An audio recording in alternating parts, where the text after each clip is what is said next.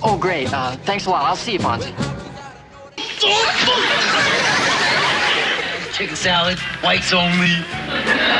Did you ever wonder what strange little secrets hid behind the laughter of Happy Days?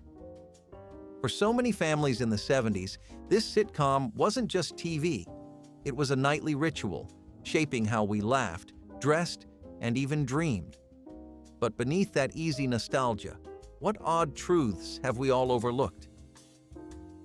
When Happy Days first aired, no one could have imagined the show would add a phrase to the English language. In the 5th season, Fonzie strapped on a pair of water skis and literally jumped over a shark in an episode that was meant to keep viewers excited. Fans watched in disbelief as television's coolest character balanced in swim trunks and a leather jacket while racing across the waves. It was a strange attempt to hold on to audience attention, and critics quickly saw it as proof that the series had run out of ideas. From that day forward, whenever a television show or celebrity pulled a stunt that felt desperate, people said it had jumped the shark. The phrase spread from critics to fans and eventually into everyday conversation. It became one of the most enduring pieces of slang created by television. Ironically, Happy Days continued for many more seasons after the shark incident, proving that the stunt did not actually kill the series. Still, the image of Fonzie soaring above the shark became both a cultural punchline and a badge of honor. Happy Days had not only entertained millions, but had left behind a phrase that perfectly captured a very specific kind of cultural moment. Few shows can claim to have given the world a piece of language we still use today. When Happy Days premiered, the Cunningham family had 3 children. Richie had an older brother named Chuck, a basketball player who wandered in and out of the kitchen carrying his sports gear. For the first season, Chuck showed up occasionally, cracking jokes and teasing Richie. By the 2nd season, his appearances had grown less frequent. Then, without warning, Chuck simply disappeared. The writers never explained where he went, and the characters never mentioned him again. Richie was suddenly the oldest child, and Joni was the only younger sibling. Viewers who watched the show from the beginning noticed the change immediately, and often wondered why Chuck had been erased. Behind the scenes, the producers decided the character did not add much to the family dynamic. The focus had shifted to Richie's adventures with Potsy, Ralph, and Fonzie, leaving no real place for the basketball-playing brother. The actor who played Chuck, Gavin O'Herlihy, later said he did not mind being forgotten, but fans never forgot the mystery. Chuck became one of the most famous disappearing characters in television history. Today, when people talk about characters who vanish without explanation, Chuck Cunningham is often the example they mention first. His quiet exit became its own kind of trivia legend, proving how even small choices in television can have a lasting impact on pop culture memory. When Happy Days began, Fonzie was not intended to be the star of the show. He was written as a side character who occasionally helped Richie and his friends out of trouble. At first, he had just a few lines, and his role was meant to be limited. But from the moment Henry Winkler appeared on screen, audiences loved him. His calm manner, trademark thumbs up, and cool leather jacket quickly stole the spotlight. Teenagers across America started imitating his style, and Fonzie became the person everyone wanted to see each week. By the 2nd season, the producers realized they had something much bigger than expected. The scripts began to give Fonzie more time, and slowly he became the center of many storylines. Richie was still the heart of the family, but Fonzie had become the heartbeat of the series. The show even shifted settings to highlight him, with scenes often taking place in Arnold's drive-in or his garage. Fonzie's popularity soared so high that he eventually overshadowed the main character who had started it all. Henry Winkler himself was surprised by how much power the character gained, but he leaned into it with a mix of charm and respect. Fonzie's rise from sidekick to superstar was one of the most dramatic shifts in television history, and it showed just how unpredictable audience reactions can be. In Season 5, the producers decided to add a bizarre twist to Happy Days. They introduced an alien named Mork from Ork, played by a little-known comedian named Robin Williams. Williams came into his audition with wild energy, balancing on his head and talking in a stream of comic nonsense. The producers were instantly impressed, and he won the role on the spot. When the episode aired, his strange character caught the audience by surprise. The alien tried to kidnap Richie but ended up having a comic showdown with Fonzie. Williams's manic performance was unlike anything seen on sitcom television before. The audience loved it, and the network executives noticed. Almost overnight, Robin Williams was offered his own show, Mork and Mindy, which became a huge hit. That single guest appearance turned him from an unknown stand-up comic into a household name.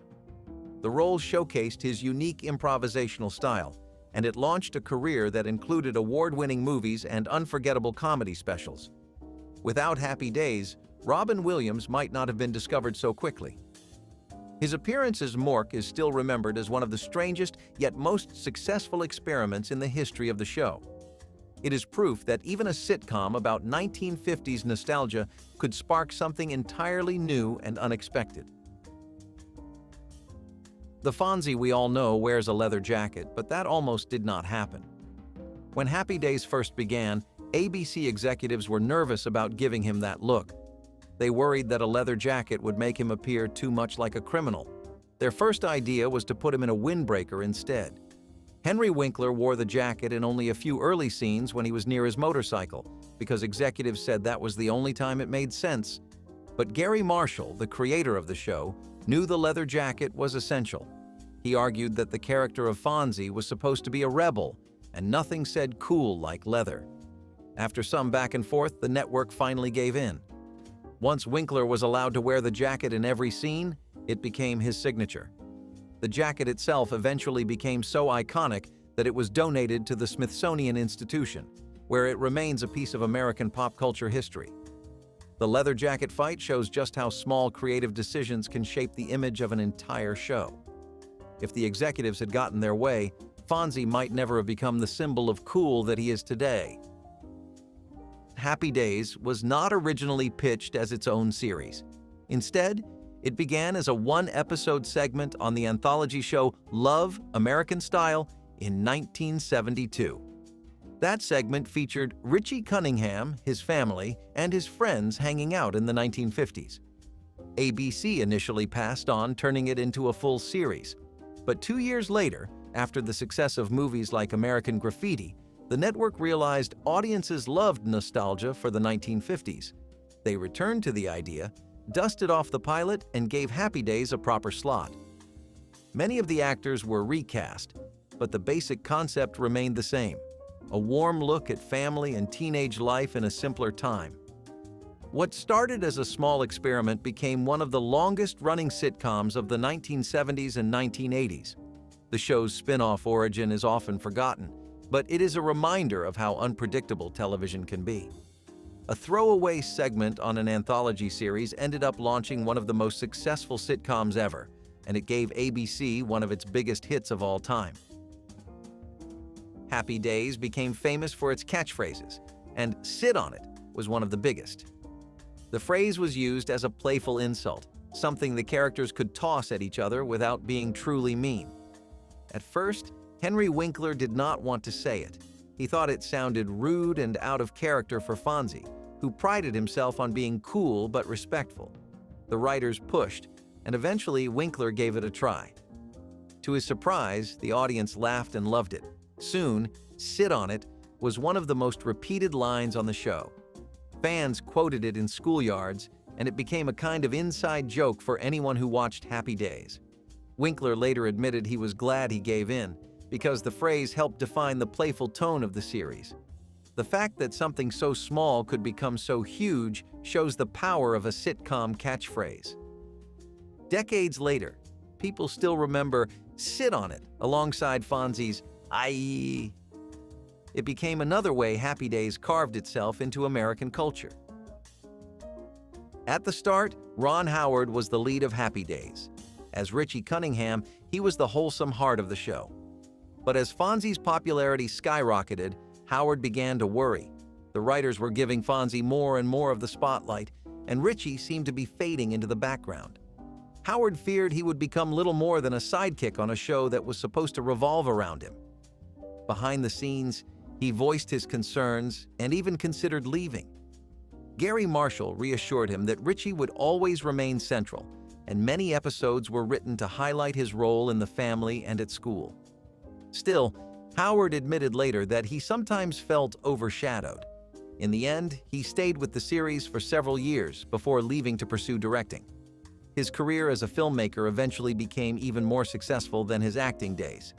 The struggle shows how unpredictable fame can be, and how even beloved actors can feel sidelined by a surprise breakout star. The quiet tension between Richie and Fonzie's roles shaped the direction of the show and added a behind-the-scenes drama few viewers ever saw. When Happy Days first aired, its opening theme was not the one we remember today.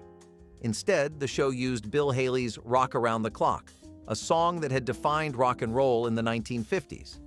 For the first 2 seasons, that song played over the opening credits. But by season 3, the producers wanted something unique to the show. They introduced a new theme song simply called Happy Days. The upbeat jingle, with its cheerful lyrics and sing-along style, quickly became inseparable from the series itself. Fans began to associate the phrase Happy Days not just with the show, but with the feeling of nostalgia it brought. The new song gave the series its own identity instead of leaning on an old hit. Over time, the jingle became one of the most recognizable television theme songs ever written. Even people who never watched the show can often hum the tune. The shift from Rock Around the Clock to Happy Days is a small detail, but it transformed the way viewers remembered the show. Sometimes the right piece of music can change everything. Happy Days was so popular that ABC decided to bring it into Saturday morning cartoons. In 1980, they launched The Fonz and the Happy Days Gang. The animated series featured Fonzie, Richie, and Ralph traveling through time with a dog named Mr. Cool and a female companion from the future. Each week, the gang landed in a different historical era, from ancient Egypt to the Old West, and had to find their way home. The concept was wild, mixing science fiction with sitcom characters. The show only lasted 2 seasons, but it left an impression on fans who grew up watching cartoons on weekend mornings. It was part of a wave of animated spin-offs that included shows like Laverne and Shirley in the Army, and even Mork and Mindy. While it never reached the heights of the live-action series, the cartoon proved just how much Happy Days had permeated culture. The fact that viewers accepted Fonzie as both a cool biker in Milwaukee and a time traveler in ancient Rome shows how versatile the character had become. The spin-off may be forgotten today, but it is one more piece of the long legacy Happy Days left behind. Fonzie looked fearless on his motorcycle, but behind the scenes it was a different story. Henry Winkler admitted later that he never really mastered riding. He struggled with the clutch and balance, making it risky to use the bike during filming. The production team realized early on that letting him ride for real could end in disaster. Instead, they often had crew members push the bike into the frame while Winkler pretended to rev the engine. The audience never knew the difference because the camera work and Winkler's cool attitude sold the illusion. In scenes where the bike was supposed to roar off, editors cut the shot before anything dangerous could happen. On rare occasions when Winkler did ride, he kept it short and simple. The motorcycle became one of Fonzie's trademarks, but the truth was that it was more of a prop than a vehicle. Fans assumed he was the best rider in Milwaukee, but the reality was that Winkler's charm carried the image more than his driving skills. It is a perfect example of how television magic can transform awkward reality into iconic cool. The leather jacket, the thumbs up, and the bike all worked together, even if the bike itself was mostly standing still. The Cunningham family would not have been complete without Howard and Marion, but those roles almost went to other actors. In fact, both Marion Ross and Tom Bosley were cast only days before production began. The first choices for the roles either turned them down or were unavailable. Gary Marshall scrambled to fill the parts, knowing that the parents had to be believable anchors for the family. Marion Ross had been acting for years but had not yet found a breakout role. Bosley was better known on Broadway than on television. When the two came in for auditions, their chemistry was immediate. They looked and felt like a real married couple, balancing each other's personalities. Once cameras rolled, audiences instantly believed them as Richie's parents. Their late casting turned out to be one of the best decisions the show ever made. Ross and Bosley brought warmth and authority, grounding the show's wild teenage antics in the safety of home life. Without them, Happy Days might have felt too chaotic. With them, it became a series that appealed to both kids and parents. It is funny to think that two last-minute choices ended up shaping so much of what people loved about the show. When the very first version of Happy Days was filmed, there was no laugh track. Gary Marshall wanted the show to feel more natural, like a drama with comic moments rather than a joke-driven sitcom. But when ABC executives screened the pilot, they worried it did not feel funny enough. At the time, nearly every sitcom used either a live audience or canned laughter. It was considered essential to guide viewers at home. So ABC insisted on adding a laugh track to Happy Days before airing it.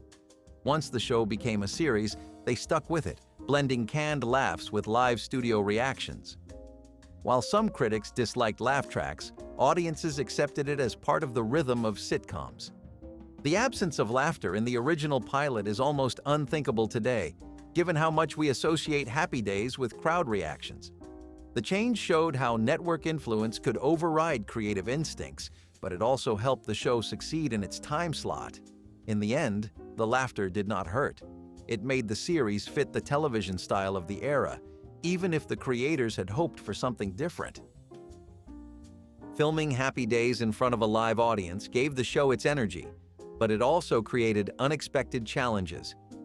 Whenever Fonzie walked into a scene, the crowd often erupted in cheers and applause. Sometimes the reaction was so loud and lasted so long that the actors could not deliver their lines.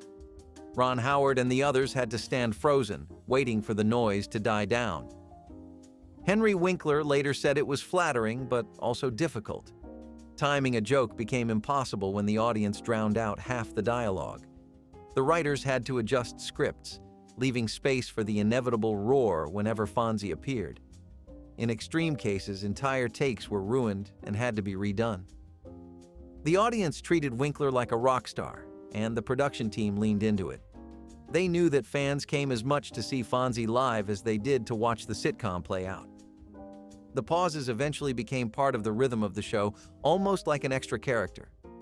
It was proof of just how massive Fonzie's popularity had become during the height of the series. One of the most successful spin-offs in television history came directly from Happy Days. Laverne DeFazio and Shirley Feeney first appeared as Fonzie's dates in a 1975 episode. The two factory workers had big personalities and instantly clicked with the audience.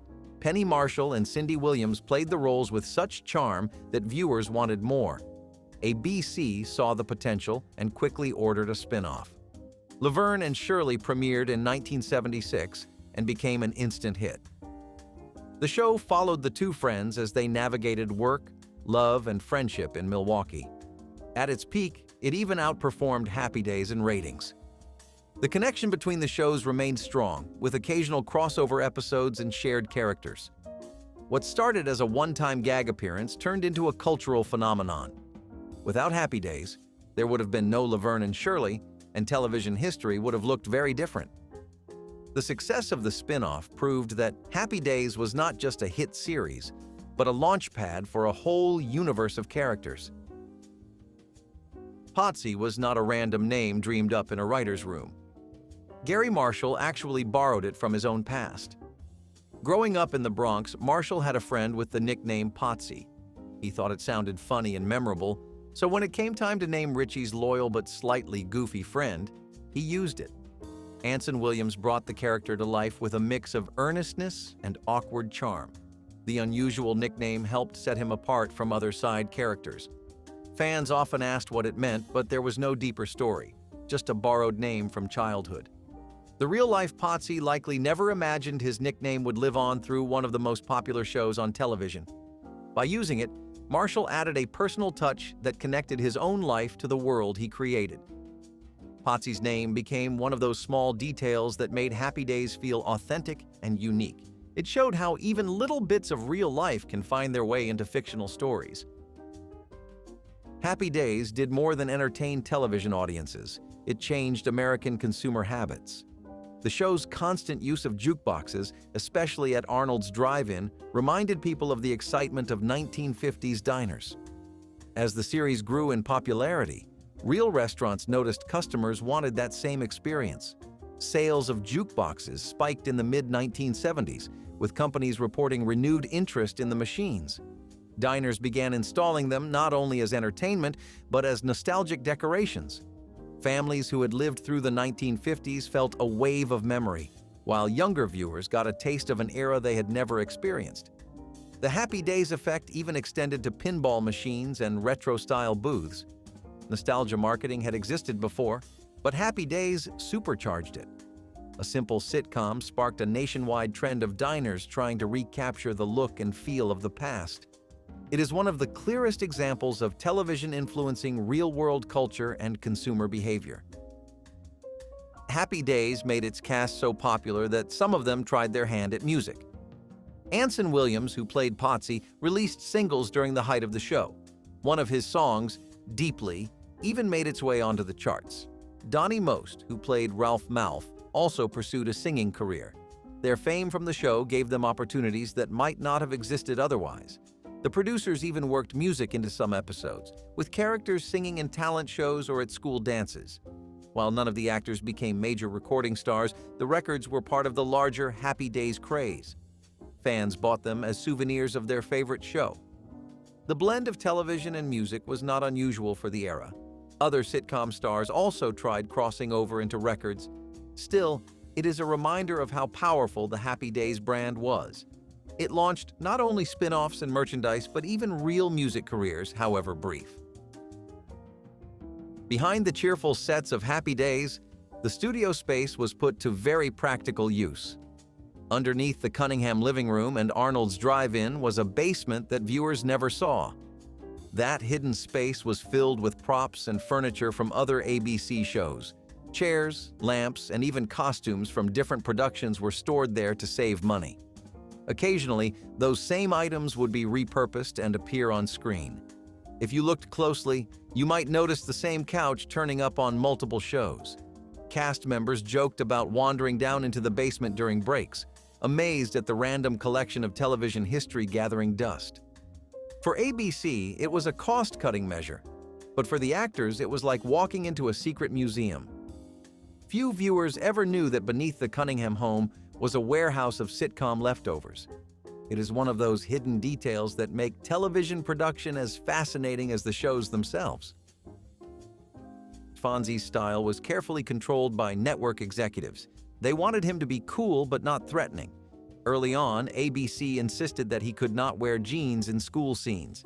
At the time, jeans were still associated with rebellion and delinquency. Executives worried it would send the wrong message if he walked the halls of Jefferson High dressed that way. Instead, Fonzie often wore khaki pants or slacks when inside school. Gary Marshall argued repeatedly that jeans were essential to the character. Slowly, as the show became more successful, the rules relaxed. Fonzie eventually wore jeans more freely, and by then, audiences loved him too much to see them as dangerous. The debate over denim seems silly now, but it reflected the cautious attitude networks had in the 1970s about image and influence. In the end, Fonzie's jeans became as iconic as his jacket and motorcycle. What started as a small fight over wardrobe turned into one more example of how television both reflects and changes culture. Arnold's Drive-In became the central hangout for the Happy Days gang, but it was not purely a creation of Hollywood imagination. Gary Marshall drew inspiration from a real diner he frequented during his youth in Los Angeles. The spot was a gathering place for teenagers who wanted to eat, flirt, and listen to the jukebox. Marshall remembered the smells of burgers on the grill, the hum of the neon lights, and the way cars lined up outside on a Friday night. When he pitched Happy Days, he knew the show needed a place like that, a home away from home where stories could unfold naturally. Arnold's became that hub, and it captured the spirit of American youth culture in the 1950s. It gave Richie, Potsy, Ralph, and Fonzie a place to laugh, scheme, and learn about life, all while sharing fries and sodas.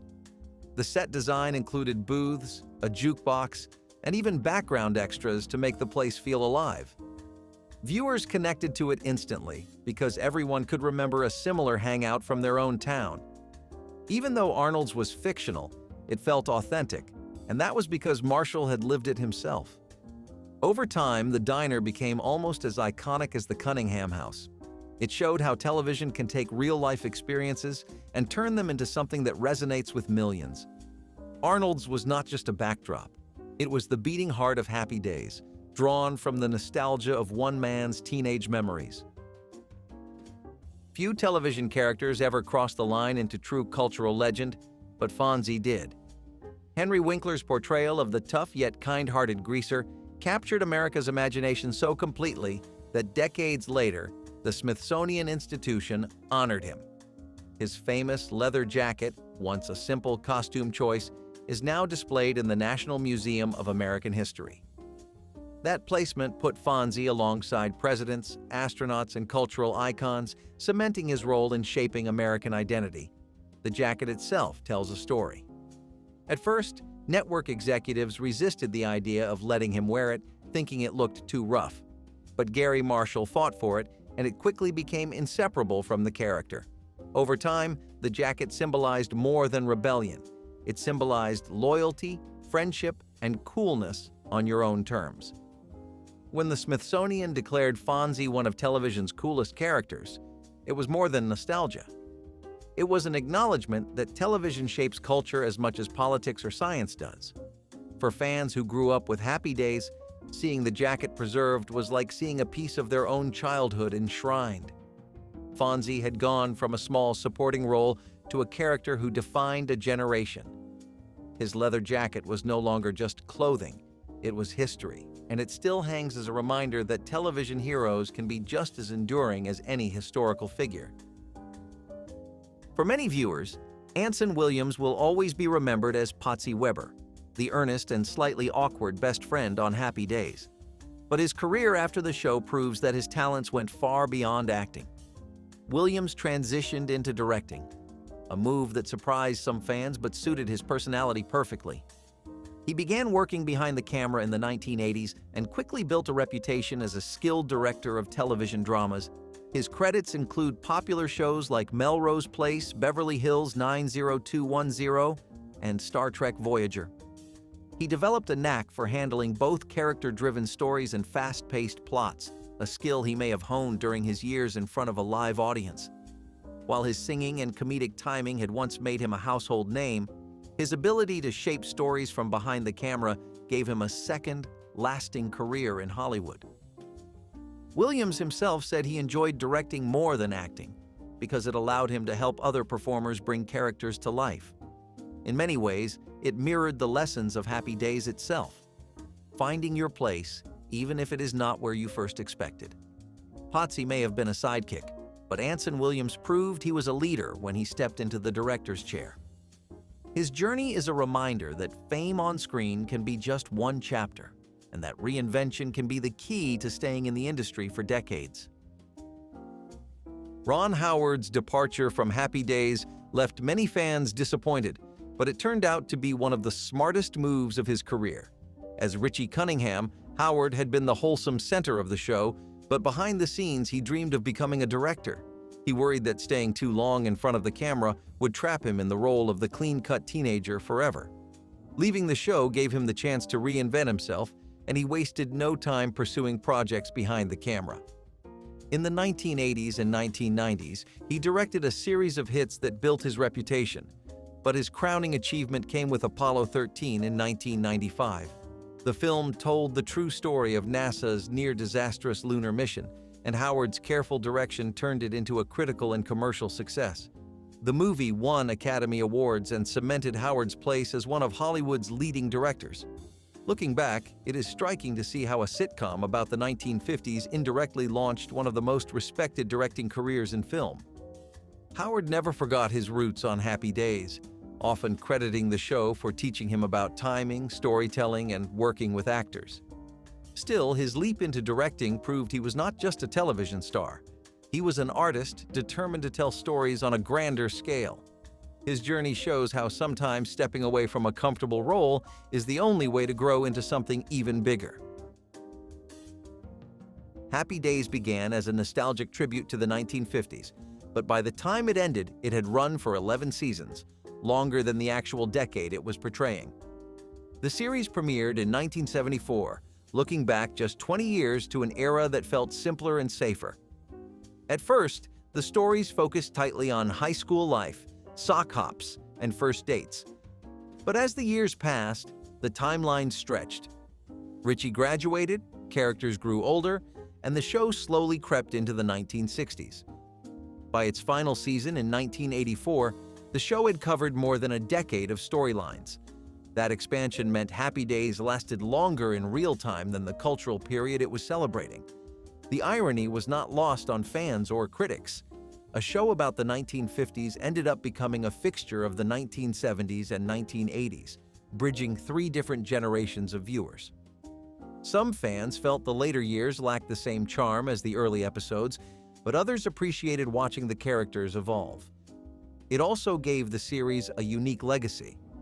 It did not just preserve the 1950s, it became part of television history in its own right.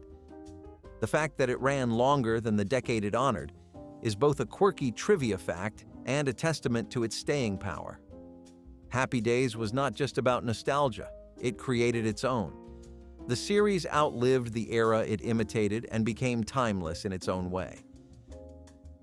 And if these weird Happy Days facts brought back memories or surprised you, share your favorite in the comments, hit like if you had fun, and subscribe so you never miss another trip back through television history.